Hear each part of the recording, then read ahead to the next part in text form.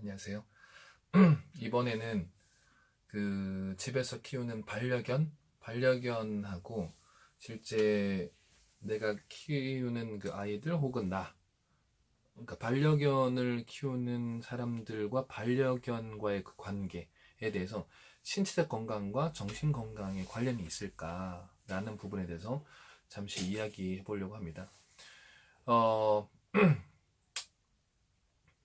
그 과학 그 학회지인데 플러스 원이라는 게 있습니다. 그러니까 이게 12월 19일이니까 얼마 안 됐죠, 사실. 2주도 안 됐는데 거기에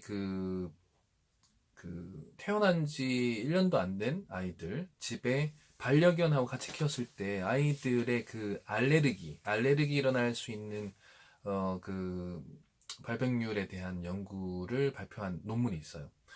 근데 이제 거기서 다른 그 비교신을 보면은 이런 게 있죠. 뭐 외동으로 태어난 아이랑 형제 순위가 이렇게 있는 아이들에서 태어난 아이들이랑 알레르기는 누가 더 많이 걸리냐?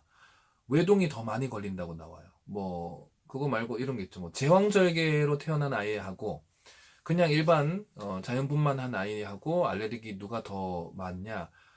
당연히 제왕절개로 태어난 아이들이 발병률이 더 높다. 뭐 이런 게 있어요. 근데 이 논문에서 진짜 보고자 했던 게 뭐냐? 이게 10년 정도 종단 연구를 한 거예요. 그러니까 태어나서 1년도 안 된 아이들한테 10년을 지켜본 거죠. 실제 아이들이 크면서 얼마나 이 그 알레르기의 좀 발병률이 높냐. 근데 일반 아이들보다 태어난 지 그 1년도 안 된 아이들이 반려견하고 같이 크면 이상하게도 이게 알레르기에 덜 걸린다는 거죠. 이 논문이 발표됐어요. 정말로 이게 반려견하고 같이 큰다라는 게 정말 사실 그게 나쁘지 않고 오히려 이렇게 알러지 잘 안 걸리는 신체적으로 건강한 영향을 주기도 하는구나라는 것을 알려주죠. 그러면 여기서 또 이제 또 질문이 뭐냐 하면은 반려견이 그렇다. 그러면 뭐 신체적인 거에 도움을 준다. 근데 정서적인 거나 정신적인 부분에서도 반려견이 도움이 되냐? 그것도 실험이 있습니다. 그 실험 같은 경우에도 네이처지에 Nature Scientific Report라고 하는데 이 네이처 학회지에는 뭐가 이제 나왔었냐면은 그 vascular 그러니까 cardiovascular cardio라는 단어가 들어가면 전부 다 심장이라는 뜻인데 cardiovascular disease 그러니까 쉽게 말하면 심혈관 질환이에요. 심혈관 질환이나 혹은 death 그 사망률 그러니까 반려견을 키우는 사람이 심혈관 질환의 어떤 병이나 사망률의 발병률이 일반 사람들하고의 차이가 있을까? 확실히 차이가 있습니다. 그러니까 이것도 종단 연구예요. 12년 정도를 이제 봤는데 이거는 더 독특했던 게 뭐냐면은 나이가 많고 적고 하고 상관없어요.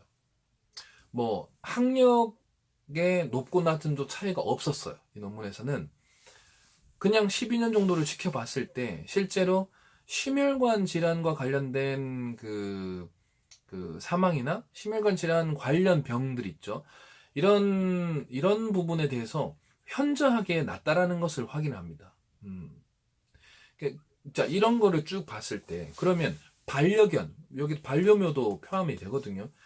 제가 두 번째 소개했던 이 심혈관 관련된 거는 이제 반려견이긴 확실하지만, 앞에 그 아이들 알러지의 부분에서는 반려묘도 있었어요. 근데 개든 고양이든 어쨌든 반려동물하고 저는 크게 보고 싶어요. 반려동물을 정말 내가 같이 생활을 한다라는 것은 진짜 우리 그 신체적 건강에도 도움이 되지만 제가 좀 집중되어서 설명이 드는 부분은 분명히 정신적인 부분에 도움이 된다라는 결론이 나는 거예요. 그럼 왜 그럴까라는 부분을 보면 되게 단순할 수 있어요.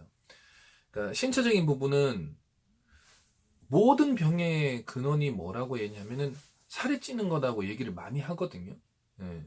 뭐 TV만 틀면은 다 먹는 거 아니면 TV만 틀면은 다 이제 의사분들이 나오셔가지고 전부 무슨 몸신부터 시작해서 무슨 사용 설명서 나오잖아요. 전부 다 내가 운동을 하지 않고 그러니까 운동형 증후군 같이 그냥 계속 움직이지 않고 있는 것들. 뭐 이런 말도 쓰잖아요. 담배 피는 것보다 운동하지 않고 가만히 앉아 있는 거, 앉아서 뭔가 일을 하거나 몸을 펴주지 않고 운동하지 않고 앉아서 오랜 시간을 보내는 것이 담배 피는 것보다 더 나쁘다라는 뭐 결과도 얘기를 하고 막 그러잖아요.